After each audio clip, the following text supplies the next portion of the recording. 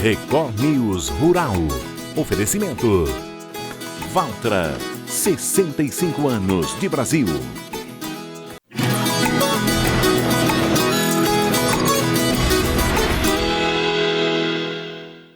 Oi, bom dia para você. O Record News Rural está no ar. A castanha de baru, característica do Cerrado brasileiro, acaba de conquistar uma regulamentação inédita que autoriza a comercialização com a União Europeia. Uma vitória para o bioma mais ameaçado do país e para as comunidades que vivem dele. A COP Cerrado é uma cooperativa mista de agricultura familiar que atua no Cerrado, na Caatinga e na Amazônia. Aqui são produzidos 109 produtos orgânicos como temperos, chás, conservas, cremes e muito mais.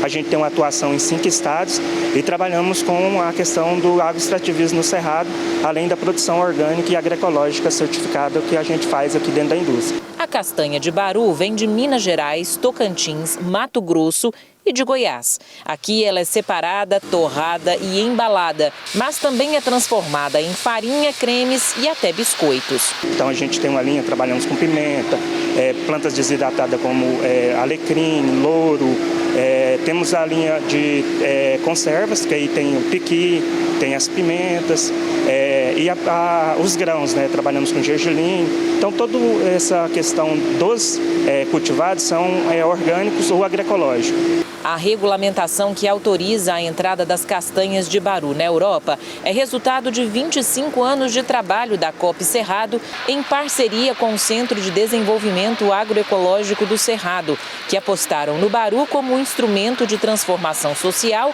econômica e ambiental. Com a abertura do mercado, com a regulamentação europeia, a gente vai poder exportar para 27 países, então tem uma expectativa muito boa e também tem a questão da certificação orgânica internacional. Então, para esse mercado, a gente também está certificando esse ano para o mercado europeu orgânico, então nós vamos ter a primeira castanha de baru certificada orgânica para o mercado europeu, ampliando as possibilidades de negociação e permitindo que um produto da sociobiodiversidade possa ser conhecido e consumido pelas pessoas lá fora. A conquista da regulamentação europeia posiciona o baru ao lado de outras castanhas brasileiras já reconhecidas no exterior, como a do Pará e a de caju. Agora, a castanha de baru já pode ser chamada de a 8ª castanha do mundo. Atualmente, mais de 7.000 famílias de agricultores, quilombolas e indígenas trabalham em rede na coleta e no processamento da castanha. Da colheita ao empacotamento, cada etapa respeita práticas sustentáveis. Porque a castanha de baru possui uma substância que inibe a absorção de nutrientes. E nesse caso do regulamento europeu, foi necessário aprovar uma castanha torrada, né, que ela já é pronta para o consumo, diferente dos outros mercados que pode comprar ela também in natura. Mais que um alimento, o baru leva consigo a história de valorização de um bioma essencial para o equilíbrio climático e para a biodiversidade mundial. Uma vitória que celebra o Cerrado e projeta o sabor do Brasil no cenário global. A gente exportava para 9 países, entre eles Emirados Árabes, Canadá, Estados Unidos, e agora a gente tem uma expectativa bastante interessante sobre ampliar esse mercado com a Europa. É um produto de várias mãos, né? De vários agricultores, pequenininho, que na hora que junta tudo dá um volume, a gente consegue fechar os contratos e consegue ter o produto o ano todo dentro das gôndolas. O setor de produção de alimentos saudáveis vai receber 60 milhões de reais em recursos destinados a cooperativas da agricultura familiar através do BNDES Bioinsumos. O objetivo é apoiar a produção e multiplicação de bioinsumos acessíveis e replicáveis. Eles são feitos a partir de micro-organismos, resíduos vegetais, orgânicos e são importantes na fertilização do solo e na promoção da agricultura sustentável. Além disso, atuam como predadores de pragas e promovem o crescimento, o desenvolvimento e a saúde dos sistemas agrícolas, animais, aquícolas e florestais. A iniciativa conta com o apoio técnico da Embrapa. O BNDES vai fazer uma chamada pública com prioridade para as regiões Norte e Nordeste. Os preços do café seguem em forte alta aqui no mercado brasileiro, segundo levantamentos do CPEA. O Robusta lidera o movimento de valorização. A colheita do Robusta terminou e o indicador CPEA-Exalc do tipo 6, peneira 13 acima, Espírito Santo, acumulou aumento de 43% em agosto. No último dia 25, a saca de 60 quilos fechou em R$ 1.469,43. O café arábica também registrou avanço. O indicador do tipo 6, bebida dura para melhor, posto em São Paulo, subiu 26,3% no mês. O preço alcançou R$ 2.287,56 por saca. Os pesquisadores explicam que os estoques ajustados sustentam a alta. O fim da colheita revelou perdas no beneficiamento e redução no volume de produção nacional. Além disso, o tarifaço imposto pelos Estados Unidos sobre o café brasileiro aumenta a volatilidade no mercado interno. E o mercado de arroz em casca no Rio Grande do Sul manteve baixa liquidez na última semana. A gente explica os motivos. Os pesquisadores do CPEA apontam divergências entre os agentes que lidam com preços externos em queda e intervenção do governo nos leilões. Vale lembrar que o governo ofertou contratos de opção de venda com valores acima dos praticados no mercado, o que aumentou a incerteza. Os produtores preferiram esperar maior clareza do cenário antes de assumir novos compromissos de venda da safra. As indústrias, pressionadas pelas dificuldades na comercialização do arroz beneficiado, tiveram dificuldades para repassar preços mais atrativos. Diante desse quadro, compradores priorizaram lotes já depositados nas unidades de beneficiamento, mas em volumes reduzidos. Já os produtores de algodão priorizam as vendas referentes aos contratos a termos para garantir os preços. É que a maior parte desses contratos foi firmada a valores mais vantajosos que os atuais preços praticados no mercado spot. Uma parcela dos vendedores até disponibiliza alguns volumes e mostra maior flexibilidade, mas os compradores oferecem valores menores para as novas aquisições, o que pressiona as cotações. Além disso, a dificuldade na aprovação dos lotes também limita uma maior liquidez. Do lado da demanda, pesquisadores do CPEA explicam que indústrias seguem cautelosas em novas compras, diante do enfraquecimento das vendas. Muitas empresas têm recorrido ao uso de estoques próprios ou de contratos já firmados. Agora você vai conhecer uma história curiosa, viu? Um agricultor de Santa Juliana, em Minas Gerais, fez uma descoberta surpreendente enquanto trabalhava na lavoura. Uma batata doce gigante, com 35 quilos e 400 gramas. E claro que o assunto tomou conta da cidade. 3 batatas que somam quase 100 quilos. Nos últimos dias, esse virou o assunto na região do Triângulo Mineiro e Alto Paranaíba. Dessa batata, acharam ela aí pra baixo, né? Eu ouvi falar que é grande mesmo, eu vi as fotos dela, grande. No começo dos anos 2000, um maranhense veio para Santa Juliana, terra da batata inglesa em Minas Gerais. A ideia era ganhar a vida como trabalhador autônomo. Ele se estabeleceu na cidade e resolveu abraçar a tradição local e plantar algumas batatas. Mas ele foi mais ousado, largou mão da inglesa e acabou plantando a batata doce. Hoje, a ousadia rendeu um resultado inacreditável: batatas gigantes. A primeira 35 kg e 400, a segunda 25 kg e 480. E aquela que está ali na terra, eu falei que era uns 20 kg, mas dá parte de seus 25 kg. Santa Juliana é uma cidade do Alto Paranaíba com pouco mais de 15 mil habitantes. O município está entre os 3 maiores produtores de batata inglesa do estado, com uma área de mais de 3 mil hectares plantados. E Minas, por sua vez, lidera a produção nacional do tubérculo. O que chama atenção é que a batata doce nunca foi destaque na região. A batata inglesa, ela exige de um profissional, entendeu? E a batata doce não. A batata doce, ela exige menos regalia. O lugar que o seu Augusto escolheu para plantar as batatas é um pouco inusitado, até um pouco peculiar. Esse barranco de terra solta, bem íngreme, até é difícil de andar por aqui, e fica no local de trabalho dele. Os colegas, inclusive, desacreditaram, falaram que ele estava louco, que nada ia nascer aqui. Mas ele conseguiu provar o contrário. E tinha uma desvantagem. O gado da região acabava comendo as ramas das batatas que ele plantava. Mas essa desvantagem pode ter sido justamente o que possibilitou que essas gigantes crescessem. Se o gado não tivesse comido as ramas, eu não colheria desse tamanho. Porque ela ia produzir as pequenas. E aí, quando chegasse o tempo, eu colhia as pequenas. Mas eu não ia colher ela desse tamanho. Como são raízes, a forma mais comum de plantar tanto a batata inglesa quanto a doce é por meio de brotos que são enterrados e, com o tempo, vão se desenvolvendo, dando origem a outras raízes e caules subterrâneos e, eventualmente, novos tubérculos. A batata doce é originária dos Andes, na América do Sul.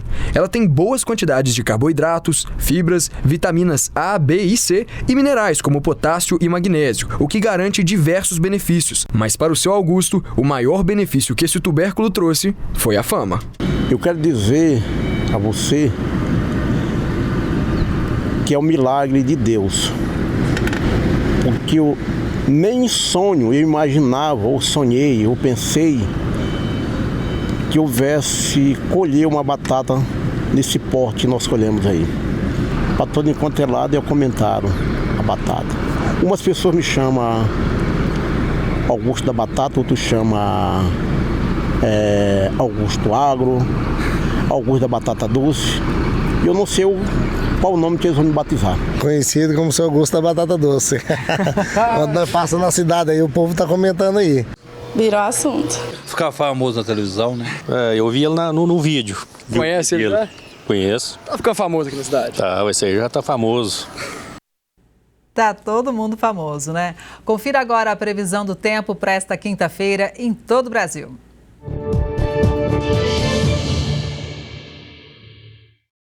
A quinta-feira começa com céu nublado no litoral de São Paulo, no extremo sul de Minas e também no Rio de Janeiro, com chance de garoa já pela manhã. Na região sudeste, a circulação de umidade vinda do oceano ainda pode favorecer a ocorrência de pancadas de chuva com fraca intensidade sobre o litoral de São Paulo e também pode reforçar a presença de nuvens ao longo do dia. No centro-oeste, alguns pequenos cavados meteorológicos na média atmosfera pode resultar a ocorrência de algumas pancadas de chuva sobre a região do Mato Grosso do Sul. Ao longo da quinta-feira, na região sul, a nebulosidade se mantém mais no litoral de Santa Catarina e do Paraná. Já no Rio Grande do Sul, o tempo firme predomina em quase todo o estado. Em boa parte do sudeste, o tempo segue firme, com predomínio de sol entre algumas nuvens. Mato Grosso e Goiás continuam sendo destaque para o calor intenso no período da tarde. No Pará, Tocantins, Acre e Rondônia, o tempo também continua aberto e o calor continua. No litoral de Santa Catarina ainda pode chover de maneira moderada, e a atenção vai para áreas do centro e sul do Mato Grosso do Sul, oeste de São Paulo e sul de Goiás, onde pode ocorrer pancadas de chuva mais fortes com chance de raios nessas áreas. Em São Paulo pode chover de maneira isolada em algumas cidades do sul paulista, além da Serra da Mantiqueira e sul mineiro, mas sem expectativa de acumulados muito significativos. No Nordeste, as instabilidades continuam atuando sobre a costa leste e as pancadas de chuva podem variar entre fraca e moderada intensidade no litoral da Bahia. Atenção entre o litoral norte baiano, Sergipe, Alagoas e sul de Pernambuco. No norte, a chuva começa a diminuir em boa parte da região. Em algumas áreas do norte do Amazonas e centro-oeste de Roraima, ainda chove de maneira mais isolada, mas ainda pode cair com forte intensidade.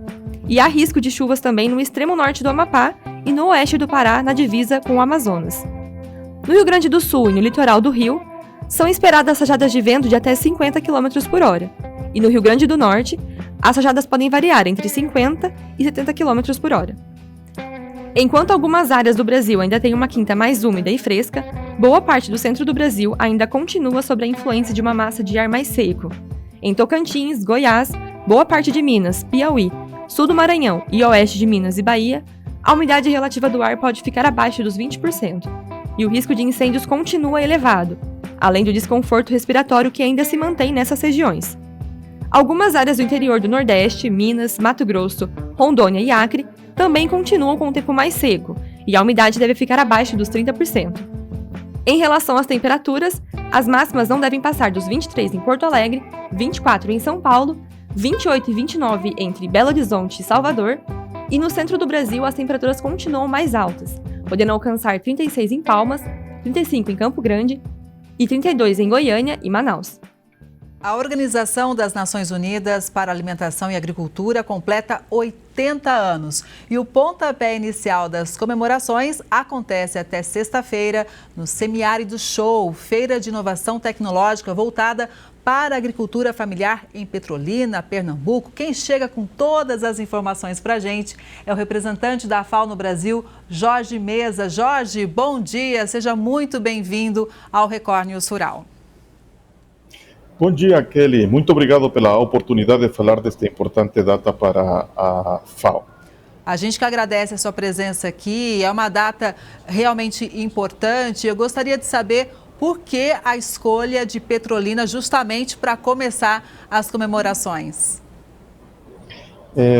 Kelly, 16 de outubro de 1945 foi criada a FAO, uma organização dos países membros de toda a população mundial, com o objetivo de erradicar a fome, reduzir a pobreza e fazer um uso sustentável dos recursos naturais que são essenciais para a produção dos alimentos. E nesses 80 anos que hemos actuado em todo o mundo, em diferentes partes do mundo, um lugar onde a atuação significativa ha sido no semiárido do Brasil. A FAO fez uns estudos iniciais para a gestão dos recursos hídricos na Caatinga, também alguns estudos para uso sustentável dos recursos florestais e, mais recentemente, um grande projeto com recursos do Fundo Global do Meio Ambiente para aproveitar os recursos da Caatinga e poder gerar renda e alimentos para as populações locais. Então, sempre hemos estado presentes aqui na Caatinga e com este projeto mais recentemente em Petrolina. O semiárido é o espaço no qual está no limite da afetação da mudança climática. As condições são tão extremas que é necessário fazer uma adaptação da agricultura à mudança climática e, por lo tanto, temos que trazer a atenção das diversas instituições e organizações nacionais e internacionais para apoiar a desenvolver as tecnologias que podem ser utilizadas no contexto do semiárido, tanto no Brasil, mas também em outras regiões do mundo onde temos condições similares. Pois é, e a Caatinga, né, é um bioma exclusivamente nosso aqui do Brasil. Então, eu acredito que todo mundo ganha. A FAO ganha porque traz também um know-how aqui para nós e também ganha no sentido de que tem esse contato direto com os produtores, né, da agricultura familiar. Exatamente. Em um contexto do Brasil, nós trabalhamos muito com a agricultura familiar e, sobretudo, as agricultoras têm uma situação de vulnerabilidade e precisam de assistência técnica para seu desenvolvimento. E aqui no Brasil, na Caatinga, no Nordeste, onde estão as maiores populações de agricultores familiares que necessitam apoio para a adaptação da mudança climática. Agora bem, nosso trabalho, logicamente, como você mencionou, não é somente apoiar no contexto nacional, mas tirar essas experiências, esse conhecimento, essa inovação para poder levar a outros países a nível mundial que poderiam estar em situações e com condições similares. Eu acho que é um ganhar-ganhar, não? Esse é o princípio do multilateralismo, trazer cooperação técnica, mas também pegar as experiências técnicas, os resultados, a inovação, a tecnologia e levar para outras partes do mundo para que agricultores familiares em situações similares também possam receber assistência técnica e cooperação. Jorge, a FAO ajudou demais, né, na realização de estudos sobre o solo, mas também sobre o desenvolvimento da agricultura irrigada na região, o que fez total diferença para muitas famílias. Sim, a FAO trabalha em diversos âmbitos relacionados com a produção dos alimentos, com a agricultura, tanto tema agricultura de plantas, mas também a pecuária e também os temas relacionados com a pesca e a aquicultura. Esse é um espaço no qual estamos procurando ampliar no Brasil, não? Uma melhor integração da aquicultura no contexto da agricultura familiar.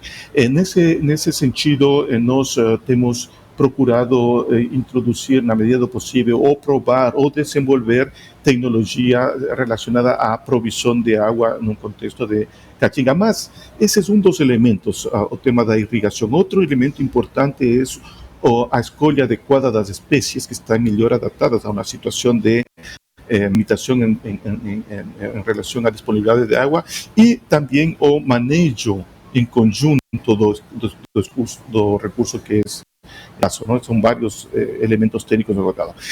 Mas recentemente nós temos passado a trabalhar muito mais com temas mais complexos relacionados à política pública, vinculados com o acesso da população aos alimentos. No contexto do Brasil, tem alimentos, tem uma produção de alimentos, onde temos que colocar mais esforço atualmente é no acesso das populações a esses alimentos, acesso físico e econômico. E o seguinte ponto adicional vinculado é o uso nutricionalmente apropriado dos alimentos. Temos uma situação, não só no Brasil como na Latinoamérica, que a população se está mal alimentando com excessos de certos tipos de alimentos, o que estão levando a uma situação de sobrepeso e obesidade. Então, é uma assistência mais integral, produção, acesso e uso nutricionalmente apropriado dos alimentos num contexto de mudança climática. Exato, são momentos desafiadores, né, que a mudança climática traz todo momento no campo. Agora, Jorge, tudo isso passa também pela capacitação, inclusive dos produtores e até dos gestores públicos, para todo mundo conseguir falar a mesma língua. Exatamente, e um dos objetivos de nós estar participando neste semiárido show, basicamente, é transferir o conhecimento e informação que temos desenvolvido com o nosso projeto, com o Ministério do Meio Ambiente e os fundos do Fundo Global do Meio Ambiente, para a população em geral, mas também para atores locais, como organizações não governamentais, academia local, para a réplica destes conhecimentos. E temos uma seguinte parte, que é um diálogo mais estratégico político a nível de altas autoridades e instituições no contexto do desenvolvimento de políticas públicas para ampliar os resultados dos projetos e da cooperação da FAO. Até porque recentemente a gente teve um resultado importante, saímos pela segunda vez do mapa da fome, é um resultado realmente necessário para um país que é grande produtor de alimentos.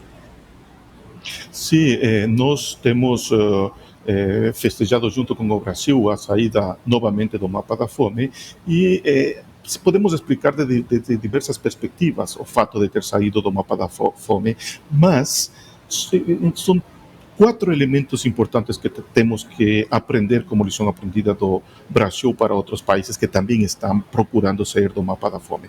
O primeiro é o liderazgo político, a liderança política, é dizer, as mais altas autoridades do país colocando a temática como uma prioridade de desenvolvimento nacional, não somente para benefício das populações que estão em situação de vulnerabilidade, sino é um problema de todos. E o benefício de sair do mapa da fome, o benefício vai ser para toda a população. O segundo aspecto é a articulação intersectorial. Um único setor não pode fazer que um país saia da fome, necessita uma articulação de vários setores. Não é somente, por exemplo, produzir alimentos, é ter acesso aos alimentos e fazer um uso adequado desses alimentos. Então, se precisa uma ação articulada de vários setores e isso demonstra liderança política no processo. Um terceiro aspecto importante é a locação dos recursos necessários para fazer as transformações que são necessárias para que a população possa sair do mapa da fome.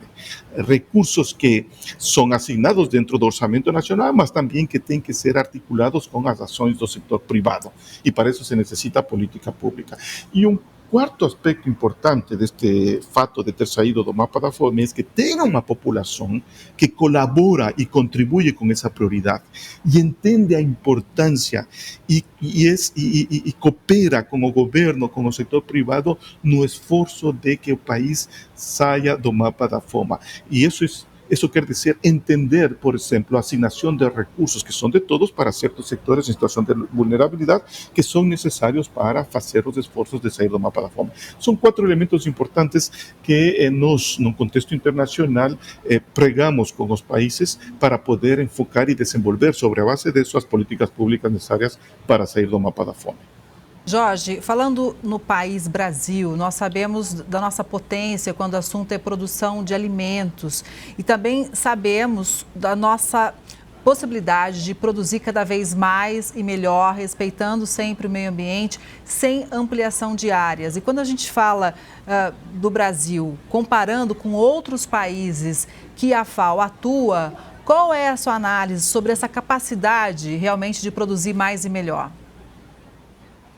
Eu acho que o Brasil está no caminho certo quando incorpora dentro de suas políticas públicas incentivos para a redução, por exemplo, das emissões do carbono do setor agrícola quando se produz alimentos e também busca, por exemplo, estabelecer uma política de bioinsumos que sejam menos contaminantes. O caminho está traçado, está definido e agora tem que se dar os passos suficientes para efetivamente chegar a uma situação na qual se transforme o sistema agroalimentário e podamos dizer que ele é mais resiliente em relação à mudança climática, mais inclusivo no sentido de que todos os agricultores fazem parte do sistema alimentário de uma maneira adequada, com seus espaços para os mercados e tendo renda. E ambientalmente sustentável no sentido de que as emissões e a contaminação são reduzidas. O caminho está definido, está traçado e agora vem, logicamente, um processo de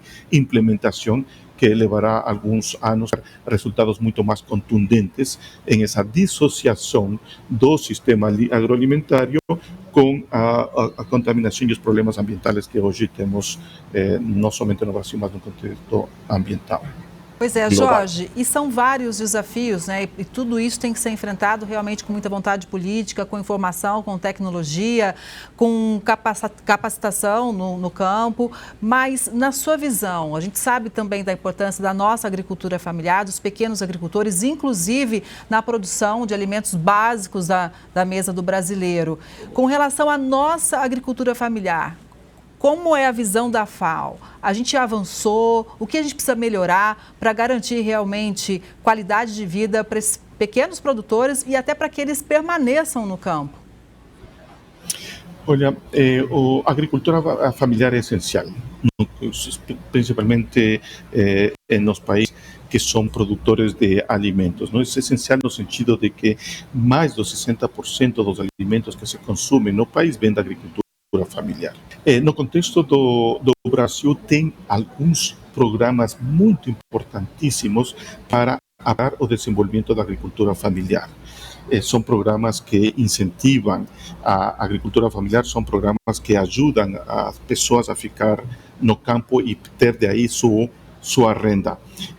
O que estamos vendo é um fortalecimento da agricultura familiar, porém ainda tem espaços nos quais temos que continuar apoiando os pequenos agricultores familiares. E, sobretudo, num processo no qual tem rápidos desenvolvimentos tecnológicos, a digitalização da agricultura, a robotização da agricultura, a inteligência artificial, aí temos que trabalhar para que essas tecnologias e inovações não nos gerem um vazio entre aqueles agricultores familiares pequenos em situação de vulnerabilidade com aquela grande agricultura exportadora que atualmente pode ter acesso à tecnologia e que pode competir melhor. Temos que fechar esse vazio, chegar mais próximos e que o benefício seja para todos. Esse é um dos grandes desafios que agora enfrenta a agricultura familiar no contexto do Brasil. Utilizar tecnologia, inovação, a inteligência artificial de maneira para ter acesso aos mercados e melhorar sua produção.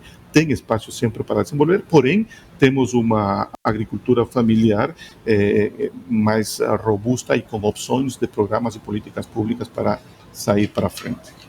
Jorge, muito obrigada, pelas informações, pela entrevista. Parabéns para toda a equipe da FAO, são 80 anos de muita atuação no campo, apoiando muitos produtores.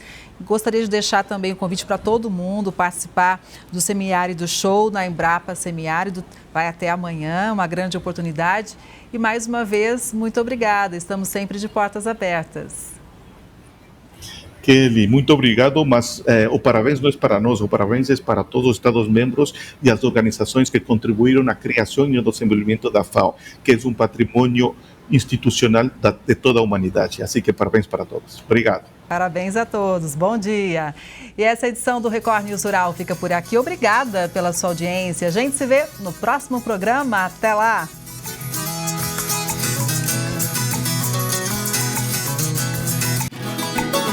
Record News Rural. Oferecimento. Valtra, 65 anos de Brasil.